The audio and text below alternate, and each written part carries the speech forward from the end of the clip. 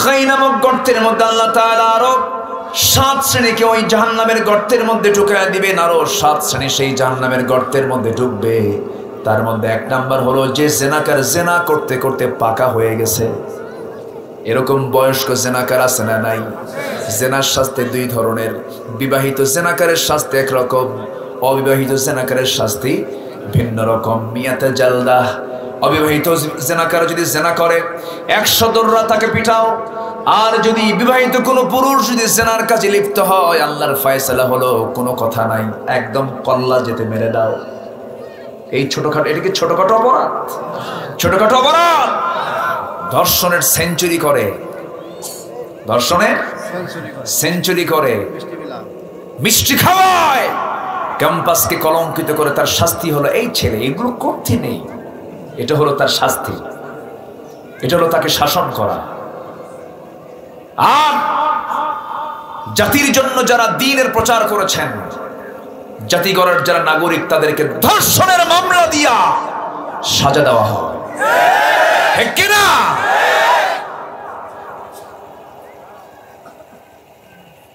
আজকে বিয়ে করাটা অপরাধ হয়ে যায়, জেনা করলে কোনো সমস্যা?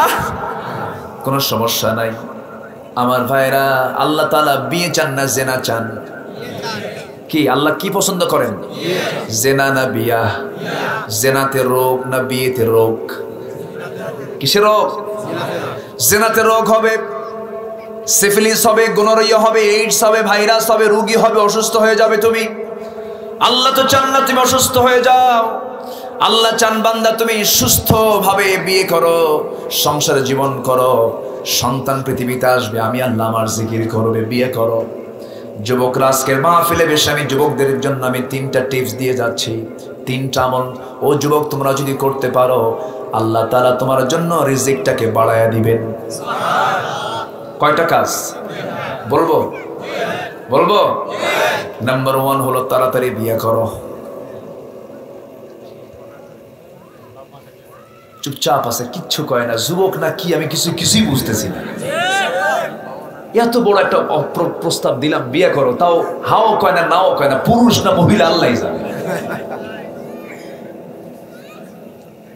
কি আমার পরামর্শ কি খারাপ লাগলো? বিয়ে করার দরকার আছে না নাই? আসতে বলবেন না, আছে না নাই? পেছন থেকে এক যুবক বলতেছে, হুজুর বাপ তো অর্ডার দেয় না। কইছে বাপ তো অর্ডার দেয় না। কিছু কিছু বাপ আছে, ছেলে ভালো থাকতে চাই, ছেলে নামাজ পড়ে, জেনার কাজে লিপ্ত হয় না, মেয়েদের দিকে তাকায় না, কিন্তু যৌবন আছে না নাই বলেন? আছে। এখানে মুরব্বী বাবাজিরা সব বুঝতেছেন, কথাগুলো একটু কান লাগাবেন। আল্লাহ তাআলা আমাকে আপনাকে এমন সুন্দর আয়োজনে, সবাই তো আসতে পারে না, এগুলো জায়গা আসতে পারে? সবার কপালে কি কোরআনের দল করা জোটে? সবাই কি কোরআনের দল করতে পারে? সবাই কি নামাজ পড়তে পারে? সবাই কি ভালো জায়গায় যেতে পারে? এটার জন্য তকদির লাগে, কপাল লাগে। আমরা আসতে পেরেছি জান্নাতের বাগানে, শুকর আদায় করছি, মুহাব্বাতান বলে উঠছি আলহামদুলিল্লাহ।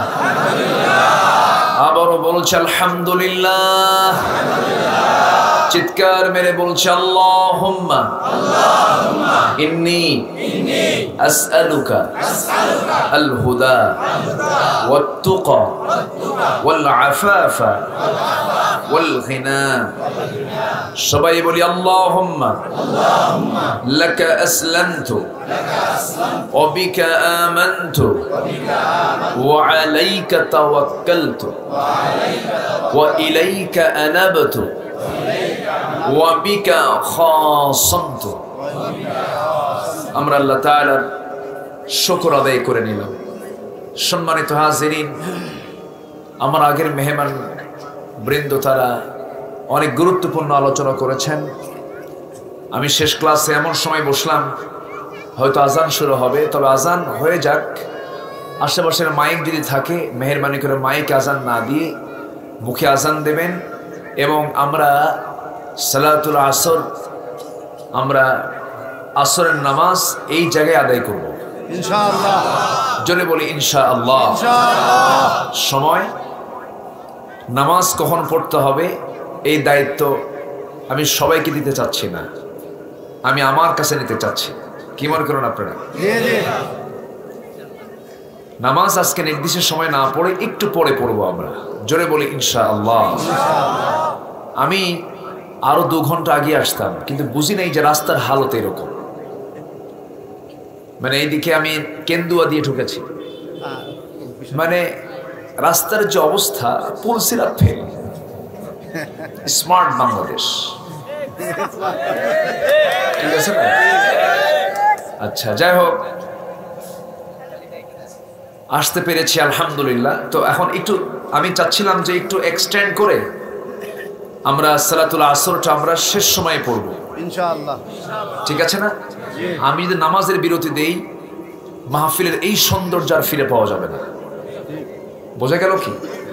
মাহফিলের এই শ্রীবর্ধন, শ্রীবৃদ্ধি পেয়েছে যেটা, এই সৌন্দর্য আমরা আর ফিরে পাবো না। এই জন্য বৃহত্তর দিক তাকিয়ে মুক্তাজায়ে হাল অবস্থার পরিপ্রেক্ষিতে আমরা সালাতুল আসরটা আমরা আওসাত, মাঝামাঝি একটা সময় আমরা পড়বো, জোরে বলি ইনশাআল্লাহ। সম্মানিত ভাইয়েরা, এই পৃথিবীতে আমাকে চলার জন্য সবচেয়ে বড় চ্যালেঞ্জ হলো আমি যেন মৃত্যুর পরে জাহান্নামে না যাই। জাহান্নামে না যাওয়ার জন্য কি করতে হবে, এটাই হলো আমার দুনিয়ার কাজ। আমার কথা কি বোঝা গেল? মরার পরে কি কেউ আমরা জাহান্নামে যেতে চাই? না, আমরা কিন্তু কেউ জাহান্নাম পেতে চাই না, জান্নাত পেতে চাই। তো জান্নাত যেহেতু পেতে চাই, তাহলে আমাদের চ্যালেঞ্জ হবে জাহান্নামে যাওয়ার কোনো কাজ আমাদের দ্বারা সংগঠিত হওয়ানো যাবে না। এটাই হচ্ছে আমাদের মূল টার্গেট থাকতে হবে। কিন্তু দুঃখজনক হলেও সত্য, আবু জেহেলের সমাজে যা ছিল, আজকের সমাজেও কিছু তা আছে, আছে না নাই? আবু জেহেল মদ খেত, আবু জেহেল জেনা করত, আবু জেহেল সুদের কারবার করত।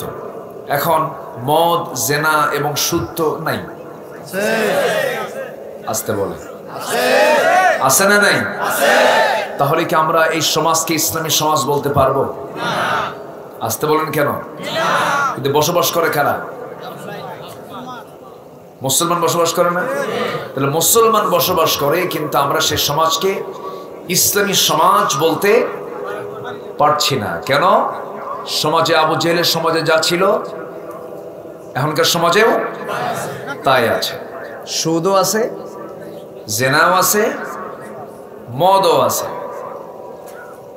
তাহলে আমরা মুসলমান, আমরা সুদ খাওয়া মুসলমান, জেনা করা মুসলমান, মদের লাইসেন্স দেওয়া মুসলমান, এটা আবার কেমন মুসলমান? ঠিক কি না? আচ্ছা, এরকম মুসলমান হয়ে কি জান্নাত পাওয়া যাবে? না। জান্নাত পাওয়ার জন্য টার্গেট থাকতে হবে। জান্নাত লাভের জন্য আমাকে আপনাকে প্ল্যান করতে হবে, পরিকল্পনা করতে হবে। আমার দ্বারা যেন কোনো কবিরা গুনাহ না হয়। ছোট ছোট গুনাহগুলো আল্লাহ তাআলা মাফ করবেন, সুবহানাল্লাহ। এটা আমি মোল্লা কইছি, আমি মোল্লার কথা না, আল্লাহর কথা এটা। ছোট ছোট গুনাহগুলো মাফ হয়ে যাবে, কিন্তু বড় গুনাহগুলো আল্লাহ তাআলা কখনো মাফ করবেন না। আল্লাহ রাব্বুল আলামিন নিজে ওয়াদা করছেন, ইন তাজতানিবু কাবাইরা মা তুনহাউনা আনহু নুকাফির আনকুম সাইয়্যাতিকুম ওয়া নুদখিলকুম মুদখালান কারীমা। জোরে বলুন আল্লাহু আকবার। ও বান্দা, তুমি যদি তোমার জীবন থেকে বড় বড় কবিরা গুনাহগুলো যদি ছেড়ে দাও, অর্জিত নুকাফির আনকুম সাইয়্যাতিকুম, ছোট ছোট গুনাহগুলোর দিকে তাকাবই না, মাফ করে দেব। এবং আমি তোমাকে সম্মানজনক জান্নাত, আমি তোমাকে সেই জান্নাত আমি তোমাকে ঢুকিয়ে দেব।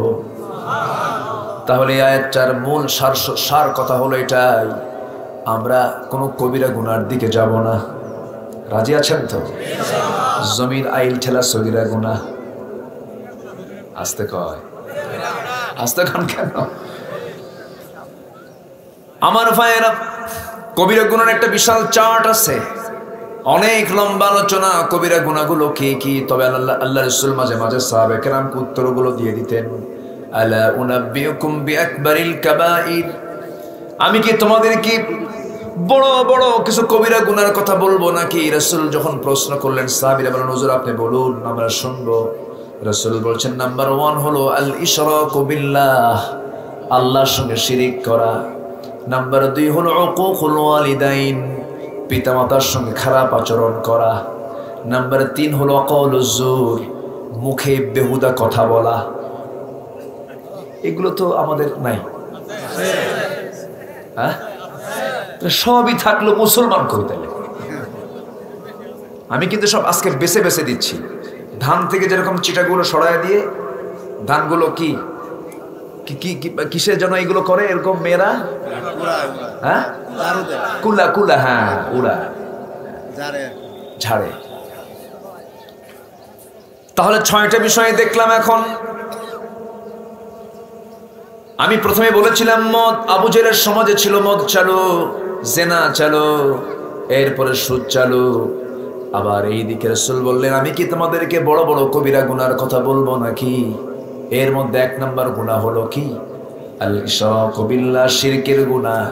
নাম্বার 2 হলো পিতামাতার সঙ্গে খারাপ আচরণ করা। নাম্বার 3 হলো ওয়াকাউলুজ জুর, বাজে কথা বলা, মিথ্যা কথা বলা, মিথ্যা সাক্ষী দেওয়া, মিথ্যা মামলা দেওয়া। এগুলো তো নাই, আছে আছে না নাই? আছে। তাহলে আমরা কেমন করে আমরা বলবো যে আমরা ইসলামী সমাজে আছি? সারা জীবন তো আমরা ওয়াজ শুনেছি বিভিন্ন প্রকার। এদেশে ওয়াজের মধ্যেও কিছু ভাইরাস আছে, আছে না নাই?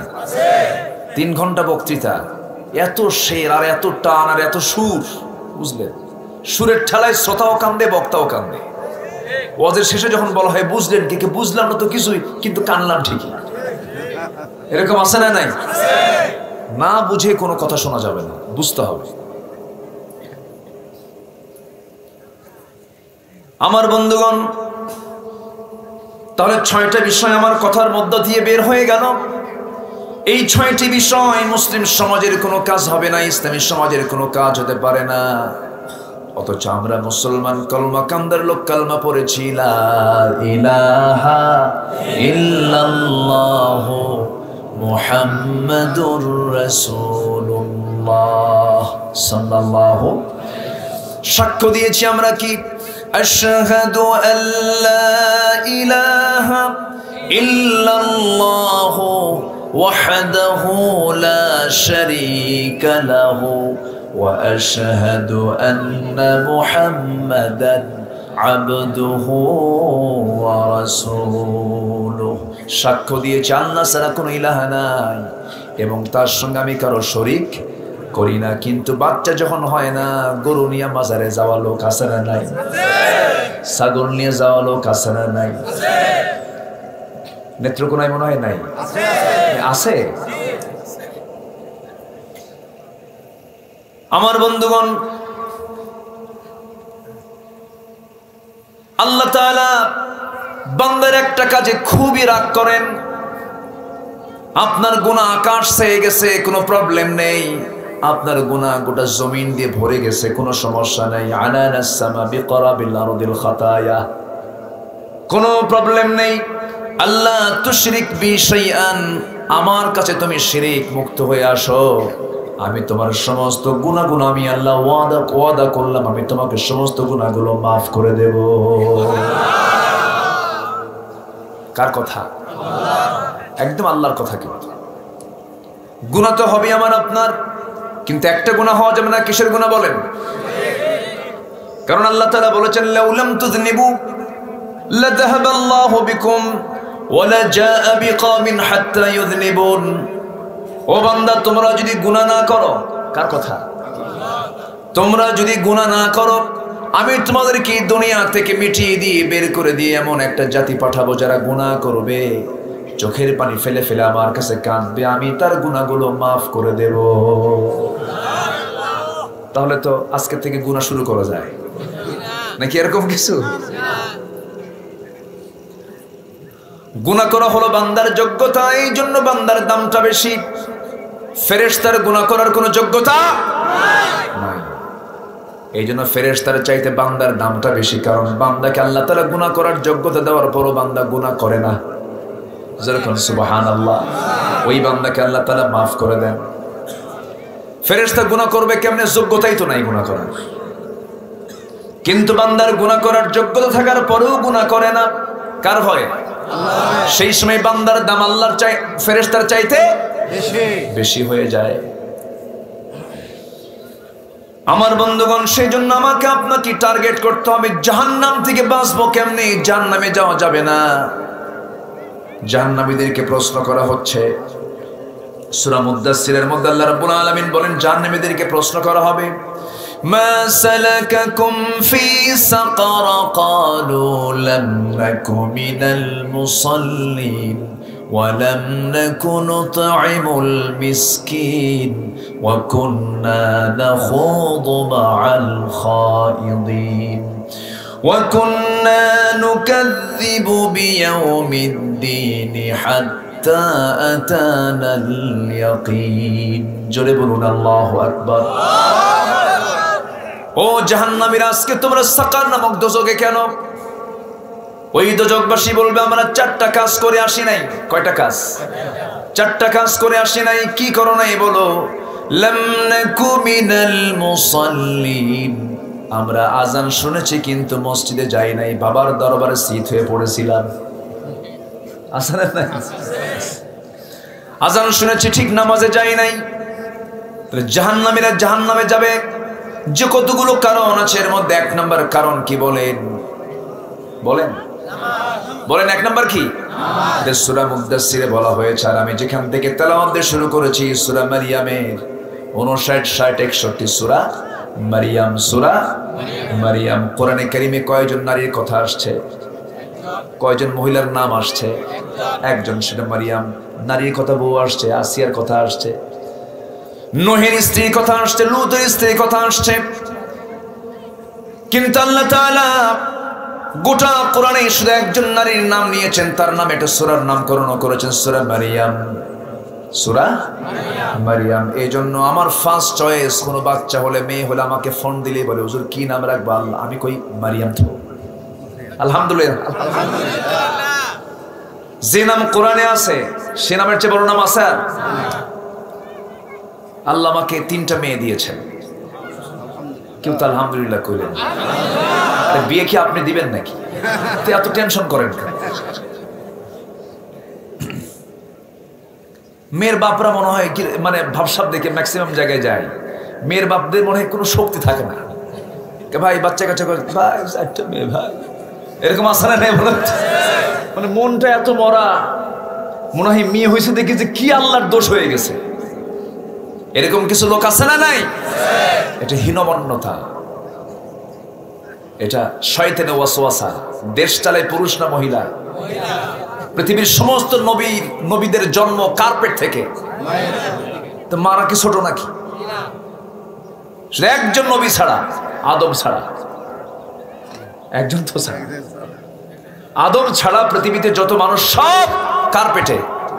মায়ের পেটে। মাকে ছোট চোখে দেখবেন কেন? বরঞ্চ মেয়ে হলেই খুশি হবেন। মেয়ে হলে কখনো মন খারাপ করা যাবে না। মুসাওয়াদাহু ওয়া কাসিম। আগের যুগে মেয়ে হলে পরে চেহারাটা কালো হয়ে যেত, কিন্তু আমার নবী বলেন, ও সাহাবীরা, আমি 4টা মেয়ের বাপ। যেরকম সুবহানাল্লাহ। যার ঘরে 3টা মেয়ে, তার জন্য 3টা পৃথক জান্নাত। সর্বনিম্ন জান্নাত হবে 10টা পৃথিবীর মতো একটা জান্নাত। 3টা মেয়ে হলে 30টা পৃথিবী। কয়টা পৃথিবী বলেন? পৃথিবীর এরিয়া কত? কলমাকান্দা সমান 50 কোটি 10 লক্ষ বর্গ মাইল এই দুনিয়ার এরিয়া। 50 কোটি 10 লক্ষ বর্গ মাইল। মনে মনে ভাবতাম, ছোটবেলায় যখন ওয়াজ শুনতাম তখন ভাবতাম যে হুজুরে যেরকম গল্পগুলো করে, আল্লাহর এত জায়গা কই? ছোট যখন ছিলাম, বুদ্ধি কম ছিল, আব্বাকে এসে বলতাম, আব্বা 10টা পৃথিবীর মতো একটা জান্নাত যদি একজনকে দেয়, এত জান্নাত কই? জায়গা কোথায়? পরে যখন বড় হইলাম, যখন একটু গবেষণা করা শিখলাম, একটু বোঝা শিখলাম, এই যে সূর্য তাপ দিচ্ছে আমাদের, সূর্য কি প্লেটের সমান? সূর্য বড় না পৃথিবী বড়? কত বড়? 13 লক্ষ পর্যন্ত শুধু মুখস্থ করছি। 50 কোটি 10 লক্ষ বর্গ মাইল এই পৃথিবী একটা। এরকম 13 লক্ষ দুনিয়াকে এক সমান করলে একটা সূর্যের সমান হয়। সুবহানাল্লাহ। আচ্ছা, সেই সূর্য জায়গা নিয়ে আছে আকাশের কতটুকু আকাশের জায়গা নিয়ে আছে বলেন? Plate, just a plate. ওই সূর্যের চাইতে মিটি মিটি করে চাঁদের পিছনে জ্বলে থাকা যে আমরা তারকাগুলো দেখি, সেই তারকাগুলো সূর্যের চাইতে ছোট না বড়? কত বড়? বেটেলজুইস নামে একটা তারকা আছে, সেই তারকাটা সূর্যের চাইতে 33 কোটি গুণ বড়। আচ্ছা, আবার ওই তারকা একটা না, এক একটা গ্যালাক্সি, মানে এক একটা গ্যালাক্সি আছে মহাকাশে, কোটি কোটি গ্যালাক্সি। এক একটা গ্যালাক্সির ভিতরে আল্লাহ তাআলা তারকা রেখে দিয়েছেন 50 বিলিয়ন তারকা। 1 বিলিয়ন সমান 100 কোটি একটা গ্যালাক্সির মধ্যে আছে। তাহলে জান্নাতের কি অভাব আছে নাকি? আসতে কয় অভাব আছে? জায়গা আছে তো নাকি? আচ্ছা, যদি কেউ চাঁদের দেশে মানুষ গেছে, মঙ্গল গ্রহে মানুষ গেছে, বেড়াইছে কিন্তু মানুষ ঘুরে আসছে। এখন যদি কেউ চিন্তা করে একটু তারকার দেশে যাব, তারকা দেখবো যে মিটি মিটি করে জ্বলে, এই তারকা একটু দেখতে যাব। যদি কেউ দেখতে চায়, পৃথিবীর সবচেয়ে নিকটবর্তী তারকা হলো প্রক্সিমা সেন্টারে, সবচেয়ে কাছের তারকা। এটাতে যদি কেউ যেতে চায় দেখতে, তাহলে পৃথিবীর সবচেয়ে দ্রুতগামী যানবাহন এখন হলো অ্যাপোলো 11। অ্যাপোলো 11 এর গতি হলো প্রতি ঘন্টায় 39,000 কিলোমিটার। মানুষ বানাইছে কিন্তু। এই নভোযানে চড়ে যদি কেউ যেতে চায়, তাহলে তার ওই প্রক্সিমা সেন্টারে, যেটা পৃথিবীর সবচেয়ে কাছের তারকা, ওই তারকার দেশে তার যেতে তার সময় লাগবে হলো 1,15,000 বছর মাত্র। যাবেন কারা কারা? হাত তোলেন, বলেন সম্ভব? আসতে কোন কেন সম্ভব? জান্নাতের জায়গা কি আছে? আছে, আছে, জান্নাত আছে, কোনো অভাব নাই। আল্লাহ আমাকে আপনাকে জান্নাত দিয়ে দিবেন, কিন্তু হারাম কাজগুলো করা যাবে না। কোন গুনাহ করা যাবে না বলেন সবাই? কবিরা গুনাহ। বলেন কি গুনাহ? বলেন। আর সবচেয়ে বড় গুনাহ কিসের গুনাহ? শিরকের গুনাহ। কবিরা গুনার মধ্যে সবচেয়ে শীর্ষ হলো শিরকের গুনাহ, কিন্তু কবিরা গুনাহগুলো কোনোটাই কম নয়। যেরকম বান্দার হক নষ্ট করলে কবিরা গুনাহ হয়ে যায়। মেয়ের সম্পত্তি ছেলেকে লিখে দেওয়া বাপ মনে হয় কলমা কম দেয় নাই? আছে না নাই? মেয়ের সম্পত্তি ছেলেকে লিখে দিয়ে মরে যায়। হাজী সাহেব হজ করছে, ট্রিপল হাজি। হ্যাঁ, হাজি কিউব। হ্যাঁ, ট্রিপল হাজি হজ করেছেন, কিন্তু মেয়ের সম্পত্তি, 3 মেয়ের সম্পত্তি এক ছেলেকে লিখে দিয়ে চলে গেলেন। আপনার হজ কবুল হবে না, কারণ আপনি বান্দার হক নষ্ট করেছেন, গুনাহে কবিরা করেছেন। ভাই বোনের সম্পত্তি মেরে খায়, এমন ভাই তো কলমা কন্দায় নাই। আমার মায়ের এখন এই মুহূর্তে খুব খুশি হচ্ছে, ভালো করে কম। আমার ভাই ওখানে ওয়াজ শুনতেছে। বাপ মরে গেছে 1 যুগ আগে, 12 বছর আগে বাবার ইন্তেকাল হয়ে গেছে। ভাইরা সব জমিগুলো ভাগ করে নিয়েছে, বোনদেরকে ভাগ করে দেয় না। 1 যুগ পার হয়ে গেছে, প্রত্যেক বছর 2 বার করে বোনদেরকে দাওয়াত দিয়ে মিষ্টি খাওয়ায়, একটু পিঠা খাওয়ায়। বোন আসো, খাওয়া দাওয়া করে যাও। বোনরা মান সম্মানের ভয়ে কিছুই বলতে সাহস পায় না। হারে ভাইরে কি কেমন করে বলি, গন্ডগোল কেরিয়ে যায়। কিন্তু বোনরা চায় যে আমার বাবার সম্পত্তি আমরা নিয়ে নেই, কিন্তু ভাইরা দিতে চায় না। কৌশল করে মাঝে মাঝে ওয়াজ করে, আস্তে করে বসা নিয়ে বলে, বোন শোনো, অংশ নিলে কিন্তু ধ্বংস হয়। দেখছেন কি ওয়াজটা দিছে? এরকম আছে না নাই?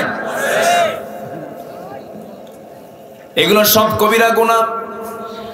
12 বছর ধরে যে আপনি ধানগুলো লাগালেন বোনের সম্পত্তিতে, যে ধান আপনি যে ধান আপনি গোলায় তুলেছেন, সব আপনার জাহান্নামের আগুন।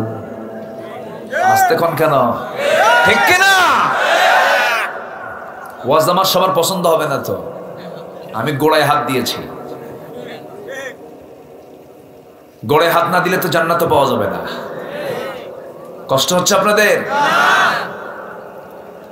আমার ভাইয়েরা, আমি ওয়াজ শুরু করেছি জাহান্নাম থেকে বাঁচার জন্য কি কি কাজ করতে হবে সেটাই আমরা করব।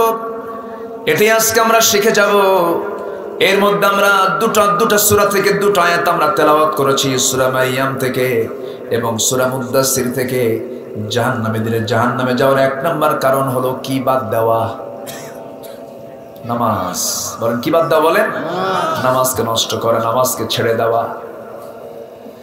নামাজ হলো আল্লাহর হক। নামাজ কার হক? বলেন আল্লাহর হক। নামাজকে কখনো ছেড়ে দেওয়া যাবে না। জাহান্নামীদেরকে বলা হচ্ছে, জাহান্নামীরা আজকে তোমরা সাকার নামক দোজখে কেন? তারা বলতেছে আমরা দুনিয়ার জিন্দেগিতে নামাজটা পড়ে আসি নাই। নাম্বার 2 হলো বান্দার হক আমরা নষ্ট করেছি। বিধবা ভাতার টাকা মেরে খাইছি, বয়স্ক ভাতার টাকা মেরে খাইছি, এতিমের মাল মেরে খেয়েছি, রাস্তার টাকা মেরে খাইছি। এমন লোক তো বাংলার জমিনে খুঁজে পাওয়া যাবেই না। বিধবা ভাতা আছে না? বিধবা ভাতা, বয়স্ক ভাতা, গভর্নমেন্টকে ধন্যবাদ, তারা এই সমস্ত ভাতার আয়োজন করেছে, ভালো। কিন্তু বিধবা ভাতার তালিকায় হলো 1 নম্বর চেয়ারম্যানের বউ। আমার কথা কি বোঝা যায়? মরা চেয়ারম্যান না, তাজা চেয়ারম্যান।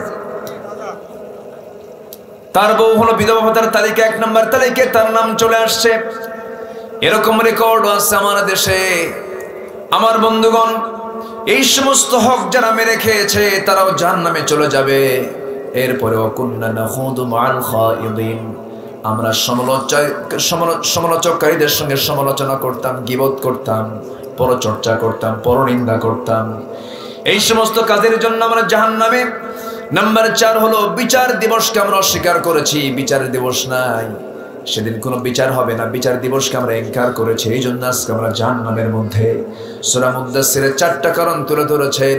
আর এই জায়গায় আল্লাহ রাব্বুল আলামিন বলছেন, যারা 2টা বড় অপরাধ করবে আমি তাকে শুধু জাহান্নাম দেব না, জাহান্নামের বড় গর্তের মধ্যে আমি তাকে ঢুকাবো। জাহান্নামের মধ্যে ভয়ঙ্কর জায়গা হলো গর্ত। জাহান্নামের বড় ভয়ঙ্কর জায়গা হলো গর্ত। এখানে আল্লাহ তাআলা একটা গর্তের কথা বলেছেন, গাইয়ুন, গাই নামক গর্ত। গাই নামক গর্তটা এত ভয়ঙ্কর, জাহান্নাম পর্যন্ত গাই নামক গর্তকে ভয় পায়। এত ভয়ঙ্কর জাহান্নাম, সেই ভয়ঙ্কর জাহান্নামের সেই গর্ত।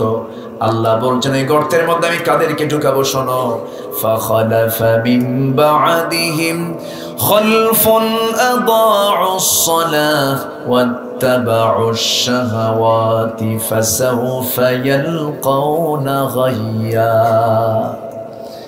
আল্লাহ বলছেন যে বান্দা নামাজকে নষ্ট করবে 1 নাম্বার কি? আজকে আমার দেশে নামাজি বেশি না বেনামাজি বেশি? নামাজি নেতা বেশি না বেনামাজি নেতা বেশি? বেনামাজি নেতা বেশি। কোন নেতাকে তুমি মানতে যাও যে নেতা তোমাকে নামাজের জন্য বলে না? কোন নেতার দল তুমি করতে যাও যে নেতা তোমাকে 5 ওয়াক্ত নামাজের কর্মসূচি দেয় না? দলীয় কনফারেন্স করতে যাও, নামাজের কথা বলে না। দলের কাজ করতে যাও, আজান হলে পরে তোমার নেতাও নামাজ পড়ো না, তুমিও নামাজ পড়ো না। যে নেতা তোমাকে জাহান্নাম থেকে বাঁচাতে পারবে না, সে নেতার মুখে আমরা থুতু মারি, ঠিক কি না? ইয়াওমা নাদউ কুল্লা উনাসিম বিইমামিহিম, সেই হাসরের ময়দানে প্রত্যেক ব্যক্তিকে তার নেতা সহ ডাকা হবে। নেতাও নামাজ পড়ে না, আপনিও নামাজ পড়েন নাই, কোনো কাজ হবে না। জাহান্নাম উল্টা করে ঢুকায় দিবেন কে? আসতে বলবেন না কে? সেই দিন কি নেতাকে সুপারিশ করতে পারবে নাকি? না। যে দলের মধ্যে নামাজের কার্যসূচি নাই সেই দলে আমরাও কথা ক্লিয়ার? ঘটনা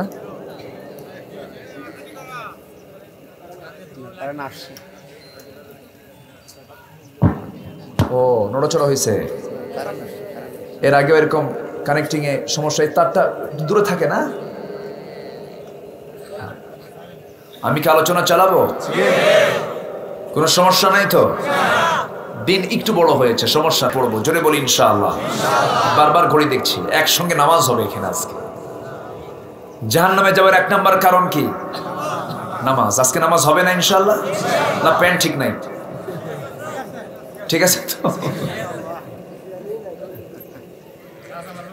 অনেকের বলা হয় নামাজ পড়ো ভাইকে, ভাই লুঙ্গিটি, তুমি কি শিশু? কাপড় ঠিক নাই, কাপড় ঠিক নেই তো কি হয়েছে, এরকম যদি মাযুর হয়ে যাও তুমি পানির ছিটা দিয়ে দিবা, আল্লাহ তাআলা সেটাকে নাপাক থেকে পাক মনে করবেন। যেরকম সুবহানাল্লাহ। নামাজ ছেড়ে দেওয়া যাবে না, নামাজ অবশ্যই পড়তে হবে। নামাজের শাস্তি সবচাইতে বেশি। নামাজ আমাকে আপনাকে পড়তে হবে জাহান্নাম থেকে বাঁচার জন্য। কিন্তু দুঃখজনক হলো সত্য, আজকে বাচ্চাগুলো কি শিক্ষা পাচ্ছে? বাচ্চারা ক্লাসের মধ্যে পড়া পাচ্ছে, কি পড়া? সেই বই ভয় দেখায়, যে বই ভয় দেখায় সেই বই বই নয়। নাউজুবিল্লাহ বলবেন না? কোরআন জাহান্নামের কি দেখায়? ভয় দেখায়। আবার ওইদিকে বলতেছে সেই বই বই নয়, যে বই ভয় দেখায়। চক্রান্ত কোন দিকে চলছে? কি কথা কি বুঝতেছেন? কথা কি বোঝা যাচ্ছে? বইগুলোতে লেখা কম, ছবি বেশি, খালি ছবি, লেখা নাই। আমার ভাইয়েরা, মুসলমান ইসলাম শিখবে, এটা মুসলমানের অধিকার, ঠিক কিনা? যে শিক্ষা ইসলাম নেয় সেই শিক্ষা আমরা নয়। যে শিক্ষায় ইসলাম আছে সেই শিক্ষায় আমরা আছি। আপনি মেডিকেল শিখবেন, সমস্যা নাই, ইসলাম এটা। ইঞ্জিনিয়ার হবেন, ইসলাম এটা, কোনো সমস্যা নাই। ইসলাম ইঞ্জিনিয়ারিং এটাও ইসলাম, মেডিকেল এটাও ইসলাম, সবই ইসলাম। কিন্তু সেটা ইসলাম হতে পারে না যেটা মানবতার কল্যাণে আসবে না, সেটা ইসলাম হতে পারে না। আমরা আমাদের সন্তানকে সবার আগে কি শিক্ষা দেব বলেন? কি শিক্ষা দেব? চলে গেলেন? চলে যাবেন?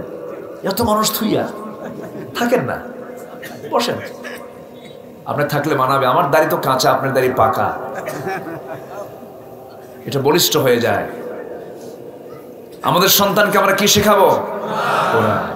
আমরা একসঙ্গে খাওয়া দাওয়া করেছি, এটা মহব্বত হয়েছে তো, এই জন্য এটা জোর করে বলে ফেললাম। কষ্ট পেলেন না তো?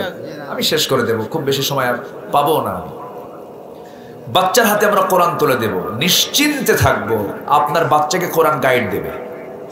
জোরে বলি সুবহানাল্লাহ। বাচ্চার হাতে কি তুলে দিবেন? কোরআন। কিন্তু আজকে বাচ্চার হাতে কোরআন তুলে দেয় না, মোবাইল তুলে দেয়। 3 বছরের বাচ্চা মোবাইল ছাড়া খায় না। আমি কি ভুল বলতেছি? এগুলো বাস্তব বলতেছি।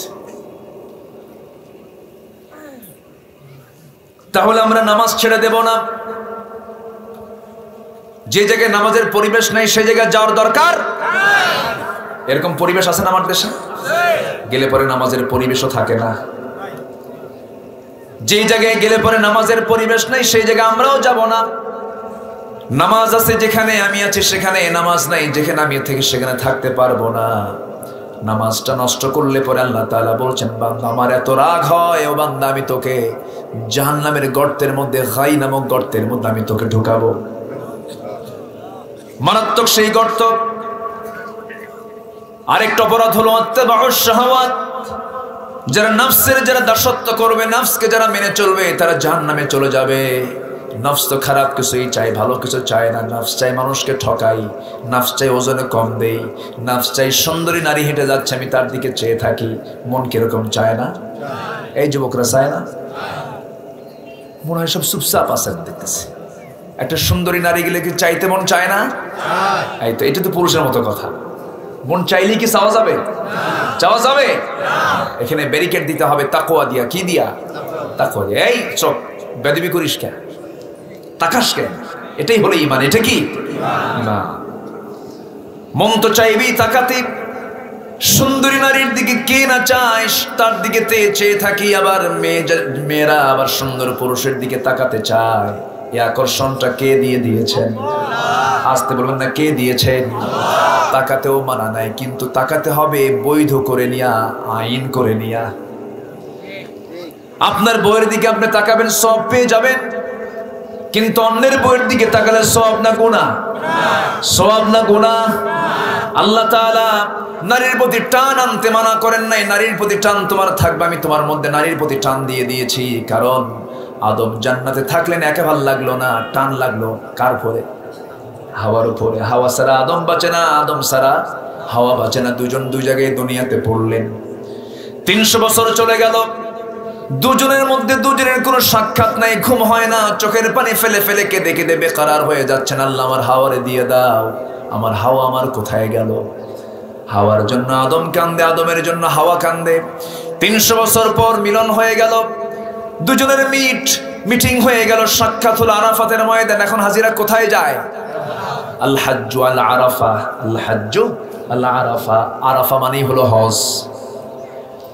ওই আদম হাওয়া ওই জায়গায় মিলিত হলেন, সমস্ত নবীর ওই জায়গায় মিলিত হয়েছেন। আমার বন্ধুগণ, হাওয়া ছাড়া আদম চলবে না, আদম ছাড়া হাওয়া চলবে না। অবশ্যই নারীর প্রতি টান থাকতে হবে, কিন্তু আল্লাহ চান পর্দার নিয়ম মেনে, যে নারীর দিকে তোমার তাকানো বৈধ সেই দিকেই তাকাও, যেদিকে বৈধ নয় সেই দিকে তাকাও না। এই নিয়ম মানবে তুমি জান্নাত পাবে, আর এই নিয়ম মানবে না জিনাকারের কাতারে যেতে হবে, তোমাকে জাহান্নাম যেতে হবে। আমার ভাইয়েরা, আমার বন্ধুগণ, জাহান্নাম থেকে বাঁচতেই হবে আমাকে আপনাকে, জাহান্নামে যাওয়া যাবে না। 1 নম্বর অপরাধ আমরা শিখে নিলাম, নামাজ যে ছাড়বে সে জাহান্নাম পাবে।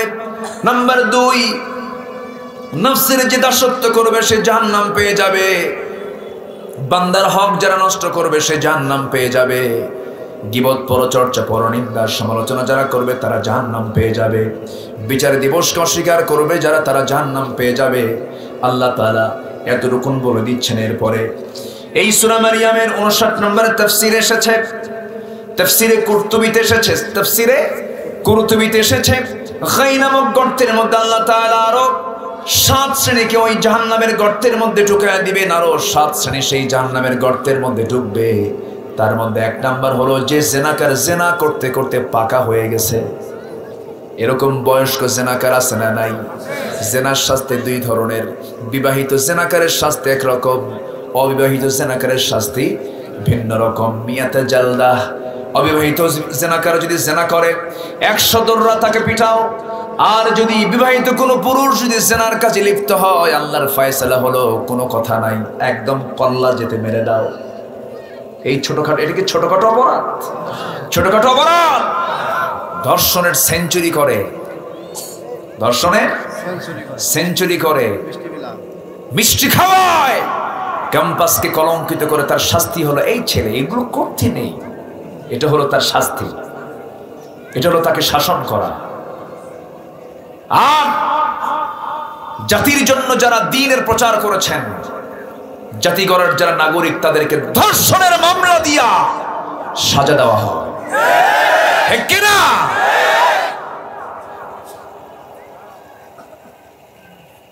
আজকে বিয়ে করাটা অপরাধ হয়ে যায়, জেনা করলে কোনো সমস্যা?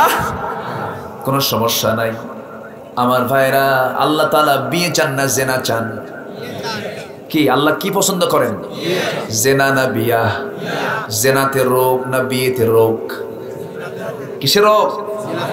জেনাতে রোগ হবে, সিফিলিস হবে, গোনোরিয়া হবে, এইডস হবে, ভাইরাস হবে, রোগী হবে, অসুস্থ হয়ে যাবে তুমি। আল্লাহ তো চান না তুমি অসুস্থ হয়ে যাও। আল্লাহ চান বান্দা তুমি সুস্থভাবে বিয়ে করো, সংসারে জীবন করো, সন্তান পৃথিবীতে আসবে, আমি আল্লাহ আমার জিকির করবে, বিয়ে করো। যুবকরা আজকের মাহফিলে বেশি আমি যুবকদের জন্য আমি 3টা টিপস দিয়ে যাচ্ছি, 3টা আমল। ও যুবক, তোমরা যদি করতে পারো, আল্লাহ তাআলা তোমার জন্য রিজিকটাকে বাড়ায়া দিবেন। কয়টা কাজ বলবো? বলবো? নাম্বার 1 হলো তাড়াতাড়ি বিয়ে করো। চুপচাপ আছে, কিচ্ছু কয় না, যুবক না কি আমি কিছুই বুঝতেছি না। এত বড় একটা প্রস্তাব দিলাম, বিয়ে করো, তাও হাও কয় না, নাও কয় না, পুরুষ না মহিলা আল্লাহই জানে। কি আমার পরামর্শ কি খারাপ লাগলো? বিয়ে করার দরকার আছে না নাই? আসতে বলবেন না, আছে না নাই? পেছন থেকে এক যুবক বলতেছে, হুজুর বাপ তো অর্ডার দেয় না। কইছে বাপ তো অর্ডার দেয় না। কিছু কিছু বাপ আছে, ছেলে ভালো থাকতে চাই, ছেলে নামাজ পড়ে, জেনার কাজে লিপ্ত হয় না, মেয়েদের দিকে তাকায় না, কিন্তু যৌবন আছে না নাই বলেন? আছে। এখানে মুরব্বী বাবাজিরা সব বুঝতেছেন, কথাগুলো একটু কান লাগাবেন। ছেলের বিয়ের বয়স হয়ে গেছে, কিন্তু ছেলে কি বিয়ে করাতে হবে এমন চিন্তা মাথায় আনে না। আবার ছেলেটা বলে ফেলছে মুখ ফুটে, বাবা বিয়ে করা তো দরকার, যৌবন তো আছে, ইমান তো নষ্ট করা যাবে না। যখন কোন ইমানদার জেনা করে তার কি ইমান থাকে নাকি? সঙ্গে সঙ্গে বাপ খেপে গিয়ে বলে, কিসের বিয়ে রে তোর, কামাই নাই এক পয়সা, কিসের বিয়া? এরকম আছে না নাই? আছে না নাই? কিন্তু আপনি যেরকম করে বলে ফেললেন, শোনেন ওই মুরব্বী বাবাজিরা, আপনার ওই ছেলে যদি জেনা করে, ওই জেনার কিছু গুনাহ আপনার আমলনামায় জমা হবে, ঠিক কিনা? আমার নবীজি সমাজে বিয়েটাকে সহজ করেছেন, জেনাটাকে খুব কঠিন করে দিয়েছেন। জেনা ছিল না সেই সমাজে, বিয়েটা ইজি ছিল। আমার নবীর 4টা মেয়ের মধ্যে একটা মেয়ে ছিলেন ফাতিমা রাদিয়াল্লাহু তাআলা, সবার ছোট মেয়ে, সব চাদরের মেয়ে, সবচেয়ে কাছের মেয়ে। আমার নবীজি এই ফাতিমাকে সবচেয়ে বেশি স্নেহ করতেন, ভালোবাসতেন। আমার নবীজি ফাতিমাকে বলছেন, মা আমি তোমাকে বিয়ে দেব। চুপচাপ থাকলেন তিনি। সাহাবীদের মাঝে প্রস্তাব দিলেন, কে আছো আমার মেয়েকে বিয়ে করবে? বড় বড় খেজুর বাগানের মালিক, বড় বড় ব্যবসায়ী সাহাবীরা নবীর সামনে দাঁড়িয়ে বলছেন, হুজুর আপনি যদি অনুমতি দেন আমি বিয়ে করতে রাজি আছি। কত ধনী ধনী সাহাবী বিয়ের প্রস্তাব দিচ্ছেন, নবীজি চুপ মেরে আছেন। নবীজি বলছেন, নট অ্যালাউ, হবে না, আমার পছন্দের লোকটা এখন আমার সামনে আসে নাই। আমার নবীর সামনে সবার শেষে আসছেন আলী। সামনে দাঁড়ায় আছেন, রাসূল বলছেন, আলী দাঁড়ায় আছে কেন, তুমি কিছু বলবা নাকি? হুজুর কি যে বলবো নিজেও জানি না। তুমি কি আমার মেয়েকে বিয়ে করবে নাকি? হুজুর দিলে করা যায়। রাসূল বললেন, বিয়ে তো করবা, টাকা পয়সা আছে নাকি? হুজুর টাকা পয়সা পাবো কোথায়, বাড়ি তো নাই। কি নাই? এখন তো ছেলে শুধু বাড়ি ঘরে দেখে না, দেখে মাঝে মাঝে দেখো তো ছেলের মঙ্গল গ্রহে অফিস আছে নাকি। আমার ভাইয়েরা, নবীজি বললেন, সাহাবী আলী তোমার বাড়ি নাই, কিচ্ছুই কি তোমার নাই? হুজুর যা আছে সাথে আছে। কি আছে তোমার বলো? এই যে তরবারি, এই যে ঢাল, ঢাল আর তরবারি ছাড়া কিচ্ছু নাই। রাসূল বললেন, তরবারি তো জিহাদে লাগবে, তুমি আসাদুল্লাহিল গালিব, যাও ঢালটা বিক্রি করে আসো, তোমার ঢাল বেচার টাকা হবে আমার মেয়ের বিয়ের মোহরানা। পৃথিবীর সেরা নারীর বিয়ে হচ্ছে ফাতিমা, সাইয়্যিদাতুন নিসাই আহলিল জান্নাহ ফাতিমা, জান্নাতের সমস্ত রমণীদের সর্দারিনী খাতুনে জান্নাত ফাতিমা, তার বিয়ে হবে। ঢাল বেচার টাকা হলো তার বিয়ের মোহরানা। বিয়ের মোহরানার জন্য তিনি বললেন, যাও তুমি ঢালটা বিক্রি করে আসো। বিক্রি করার জন্য গেছেন সকালবেলা ঢাল বেচতে গিয়া সামনে দাঁড়িয়ে আছেন ওসমান জিন্নুরাইন, নবীজির জামাই, বড় জামাইয়ের সামনে দাঁড়িয়ে বলছেন, ওরে আলী তুমি এই জায়গায় কেন আসছো ঢাল নিয়ে? তুমি ঢাল বিক্রি করবা কেন? তুমি তো যোদ্ধা মানুষ। বিয়ে ঠিক হয়েছে কার সাথে? আপনার শালীর সাথে। ভালো কথা, ঠিক আছে ঢালটা আমাকে দাও। ঢালটা নিলেন, টাকাটা দিয়ে দিলেন। এরপরে রসুলের দিকে, তিনি রসুলের বাড়ির দিকে তিনি রওনা দিয়েছেন। পিছন থেকে ওসমান বলছেন, আলী কোথায় যাচ্ছে? এইদিকে আসো, আমি তোমার কাছ থেকে ঢাল কিনে নিয়ে কি করব? তুমি তো যোদ্ধা, তোমার তো ঢাল কাজেই লাগবে। টাকাও দিলাম, ঢালটা আমি তোমাকে গিফট করলাম। ঢালটা নিয়ে চলে এলেন, নবীর সামনে দাঁড়ালেন। রাসূল বলছেন, আলী মনে হয় ঢালটা বিক্রি হয় নাই, ঢাল ফেরত এনেছ। হুজুর ঢাল তো বিক্রি হয়ে গেছে। কোথায় বিক্রি করলা? হাতেই তো ঢাল দেখতেছ। হুজুর বিক্রিও করেছি, উপহারও পাইছে। কে? ওসমান। লোক আর খুঁজে পাও নাই। আমার বড় মেয়ের জামাই ওসমানকে আমি বলি নাই, তুমি তার আগেই বলে আসছো। বিয়ে হয়ে যাচ্ছি, বিয়েটা হয়ে গেল। আমার নবীজি বিয়ে দিলেন, ঘর ছাড়া, টাকা ছাড়া, পয়সা ছাড়া একজন ছেলের সাথে বিয়ে দিলেন। কিন্তু আমার নবীজি টাকা পয়সা ঘর বাড়ি কিচ্ছু দেখেন নাই, দেখেছেন ছেলের যোগ্যতা হলো তাকওয়া। সরকার সুবহানাল্লাহ। আজকে তাকওয়ার কোনো যোগ্যতা কেউ দেয় নাকি? যোগ্যতার মূল্যায়ন কেউ করে নাকি? শান্তি হবে কেমনে? মেয়েটাকেও পর্দাশীলা বানালেন না, ছেলেটাকেও ভালো করে খুঁজে বের করলেন না, সমস্যা তো হবেই। আমার নবীজি মেয়েকে বিয়ে দিলেন। বিয়ে দিয়ে বলছেন, মা ফাতিমা যাও, চলে যাও স্বামীর ঘরে। ঘরও তো নাই, একটা ভাড়া করা ঘর। নবীজি ঠিকঠাক করে দিয়ে বলছেন, যাও ফাতিমা যাও। একটা পিসদানি দিলেন, সাথে দিলেন একটা পানির মশক, চামড়ার তোশক। বিদায় দিয়ে বললেন, মা স্বামীর ঘরে করে খাও, মৃত্যুর দিন পর্যন্ত আমি তোমাকে বলে দিলাম, স্বামীর বিরুদ্ধে একটা নালিশ যেন আমার কানে না আসে। যেরকম সুবহানাল্লাহ। আজকের মেয়ের বাপরা মেয়েকে বিয়ে দিয়া বলে, মা তুই যা স্বামীর ঘরে, যদি কিছু কয় খালি খবর দিবি খাইয়া ফালাবো। আছে না নাই বলেন? শান্তি হবে কেমনে? মেয়েদের বিয়ের পরে স্বামীর ঘর উত্তম না বাবার ঘর উত্তম? বলেন বলেন, শ্রেষ্ঠ ঘর কোনটা বলেন? স্বামীর ঘর। কিন্তু যে মেয়ে বাবার ঘরটা শ্রেষ্ঠ ঘর মনে করে সুখী হতে পারবে? বাবার গরম দেখানোর মতো কিছু মহিলা আছে না নাই? আসতে বলবেন না, আছে না নাই? স্বামী যে আপনার অহংকার, আপনি একজন পরহেজগার স্বামী পাবেন, এটা আপনার জন্য বিশাল বড় পাওয়া। এটা আপনার মাথায় রাখতে হবে। আমার নবীজি মেয়েকে বিয়ে দিলেন, বাচ্চা দুইটা হয়ে গেল। এত কষ্ট করে তিনি জীবন চালাতেন। পিসদানি দিয়ে পিষতে পিষতে, আটা পিষতে পিষতে তার হাতে জাতার দাগ পড়ে গেছে। কূপের পানি তুলতে তুলতে কোমরে দাগ পড়ে গেছে বিশ্বনবীর মেয়ে ফাতিমার। ঘর ঝাড় দিতে দিতে কাপড় চোপড় গুলো ময়লা হয়ে যায়, হুসাইনকে দেখার সময় হয় না। আলীর সঙ্গে পরামর্শ করা হলো। ফাতিমা রাদিয়াল্লাহু তাআলা আনহা নবীর কাছে এসে বলছেন, আব্বাজান আপনি তো রাষ্ট্রপ্রধান, আপনি যদি ইচ্ছা করলে পারবেন। আপনার হাসান হোসেনের জন্য কষ্ট হয়, দেখুন তো একটা খাদেম পাওয়া যায় নাকি, একটা কাজের মানুষ আমার জন্য দেওয়া যায় নাকি? আমার নবীজি আস্তে করে বলছেন, ফাতিমা এইদিকে আসো, আমার কাছে আসো। আড়ালে নিয়ে গিয়ে বললেন, আমি তোমার পিতা মুহাম্মদ সাল্লাল্লাহু আলাইহি ওয়াসাল্লাম নিজের কাপড় নিজে সেলাই করি, নিজের ঘর নিজে ঝাড় দেই, নিজের কাজ নিজে করি, আমি কাউকে দিয়ে আমার কাজগুলো করাই না। আমার মেয়ে ফাতিমা, আমিও তোমাকে পরামর্শ দেব, কোনো কাজের মানুষের প্রয়োজন নাই, কষ্ট করে নিজের কাজ নিজে করো, আমি তোমাকে আমল শিখিয়ে দিচ্ছি, আল্লাহ তোমার কাজগুলো সহজ করে দিবে। সুবহানাল্লাহ, আলহামদুলিল্লাহ, আল্লাহু আকবার 33 33 34 বার বলবে, আল্লাহ তাআলা তোমার সমস্ত কাজগুলো আসান করে দিবে। জোরে বলি সুবহানাল্লাহ।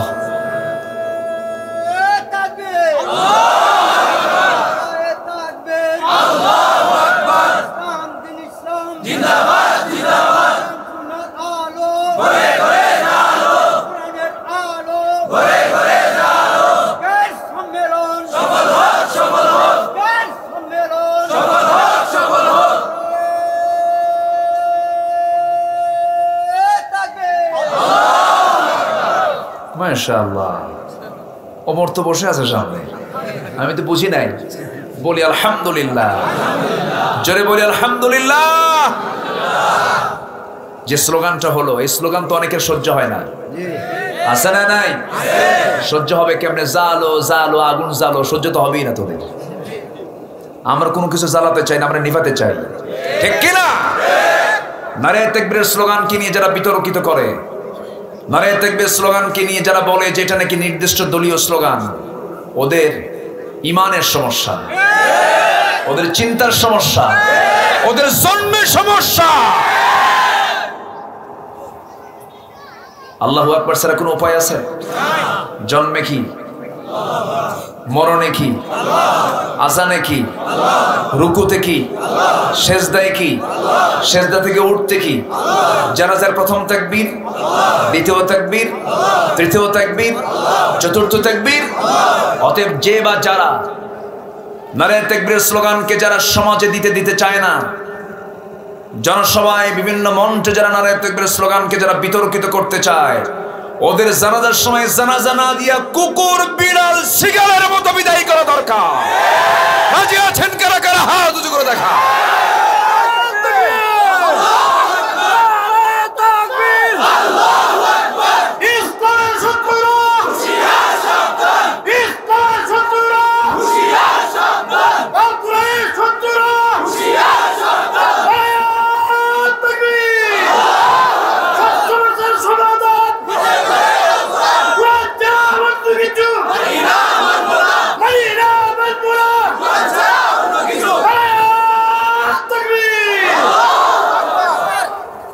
মাশাআল্লাহ, আসেন আমরা দোয়া করি নাকি?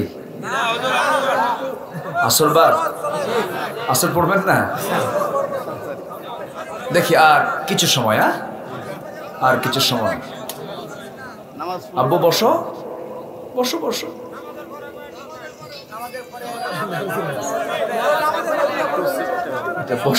আমি বলি এত সুন্দর মানুষ, আমি কলমা কান্দা আমার ইতিহাস হয়ে থাকবে। একটা মানুষের বিকেল বেলা মানুষের সবচেয়ে কাজ কম থাকে না বেশি থাকে? কত ব্যস্ততা, সকল ব্যস্ততাকে মাইনাস করে একভাবে কি মনোযোগ দিয়ে যে যেখানে দাঁড়িয়ে বসে সব পিন পতন হয়ে বসে আছেন, এটা প্রমাণ করে কালমা কান্দার মানুষ ইসলাম প্রিয়, কোরআন প্রিয়, দিন প্রিয়। আলহামদুলিল্লাহ, জোরে বলি আলহামদুলিল্লাহ। তাহলে জাহান্নামে যাবার মোট 7টা কারণ। কয়টা কারণ? 7টা কারণ নতুন করে শুরু হলো। এর আগে আমি 6টা কারণ বলে দিয়েছি, 5টা কারণ বলেছি। এই 7টা কারণ আক্ষরিকভাবে শাব্দিকভাবে বলি আমি শেষের দিকে আস্তে আস্তে চলে যাব। সম্মানিত ভাইয়েরা, এই যে অপরাধগুলো মদ, জেনা, চুরি, এগুলো কি ওয়াজ করে বন্ধ হবে? শুধু আসতে বলবেন, ওয়াজ করে বন্ধ হবে? যদি বন্ধই হতো 50 বছর ধরে আমার জানা মতে এদেশে, আমার নিকটবর্তী ইতিহাস যতটুকু জানা আছে, কম ওয়াজ হয়নি। প্রতি রাতে হাজার হাজার মাহফিল আমার দেশে হয় না? এতে মদের বোতল কমছে না বাড়ছে? জেনার কাস্টমার কমছে না বাড়ছে? মদের দোকানদার কমছে না বাড়ছে? আচ্ছা, জেনার কারবার, সুদের কারবার কমছে না বাড়ছে? বাড়ছে। তাহলে কি হলো? এগুলো কমবে না তো। এগুলো কমবে কেমনে? এগুলো কমবে তখনই যখন নামাজ আদায়ের পাশাপাশি যখন নামাজকে কায়েম করা হবে। নামাজ কায়েমের দরকার আছে না নাই? জিহাদের দরকার আছে না নাই? যারা বলে জিহাদ নাই এখন, ওদের ঈমানও নাই, ঠিক কিনা? জিহাদ আছে না নাই? এই দেশ স্বাধীন হয়েছে এমনি এমনি না সংগ্রাম করা লাগছে? এবারের সংগ্রামের আরবি কি? জিহাদ। সংগ্রামের আরবি কি? জিহাদ। ওটা হয়েছে দেশ স্বাধীনতার সংগ্রাম। আর জিহাদ হলো জিহাদ ফি সাবিলিল্লাহ, আল্লাহর পথের সংগ্রাম। কিসের সংগ্রাম? আল্লাহর পথের সংগ্রাম। এই জিহাদকে অনেকে মানতে চান না, অথচ আল্লাহ তাআলা বলছেন, কি বলছেন? ওয়া জিহাদিন ফি সাবিলিহি ফাতারাব্বাসু হাত্তা ইয়াতি আল্লাহু বিআমরিহি আল্লাহু লা ইয়াহদিল কওমাল ফাসিকিন।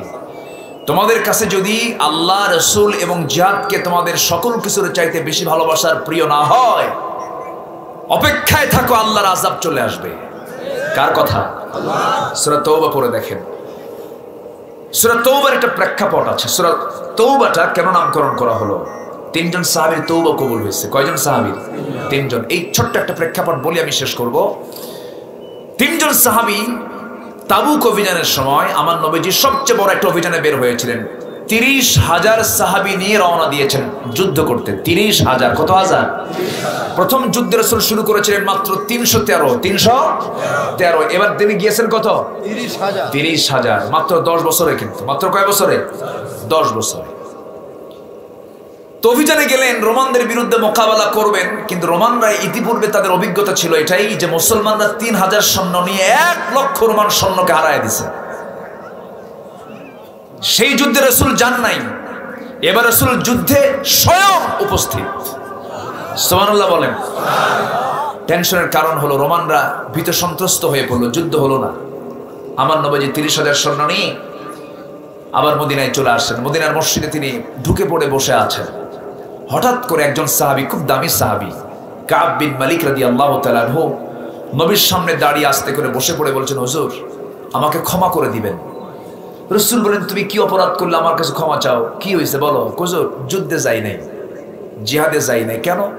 আমি ইচ্ছে করলে যেতে পারতাম, গড়িমসি করেছি। কেন? বাড়িতে থাকাটা বেশি পছন্দ হলো। মাসাকিনু তারদাউনাহা, আমার কাছে বাড়িতে থাকাটাই বেশি ভালো লাগলো, আমি যাই নাই। ইচ্ছে করলে যেতে পারতাম, গড়িমসি করেছি, ভুল হয়ে গেছে, আমাকে মাফ করে দেন। তাই তুমি জিহাদে যাও নাই? না। আচ্ছা, আর কে কে যাও নাই? হেলাল বিন উমাইয়া যায় নাই। আর কে কে যায় নাই? মুরারা বিন রাবিয়া যায় নাই। আর কে কে যাও নাই? খুঁজেন, আমার জানা নাই। রাসূল রিপোর্ট নিলেন আরো কয়জনের? 2 জনের। মোট কয়জন হলো? 3 জন। রাসূল বললেন, কাব তোমার কি কোনো বক্তব্য আছে? কেন হুজুর, আমার আর বক্তব্য না, আপনি আমাকে মাফ করে দিলে আমি বেঁচে যাই, তুমি যাও। তিনি মসজিদ থেকে বের হওয়া মাত্র আমার নবীজির চেহারা অন্য ধরনের হয়ে গেল, ফ্যাকাশে হয়ে গেল। আমার নবীজি বললেন, ও মদিনার সকল মুসলমানেরা, আমি বিশ্বনবী আমি প্রজ্ঞাপন জারি করলাম, এই তিনজন যারা যুদ্ধে যায় নাই, জিহাদে যায় নাই, আমার পক্ষ থেকে তাদেরকে বয়কট ঘোষণা করলাম।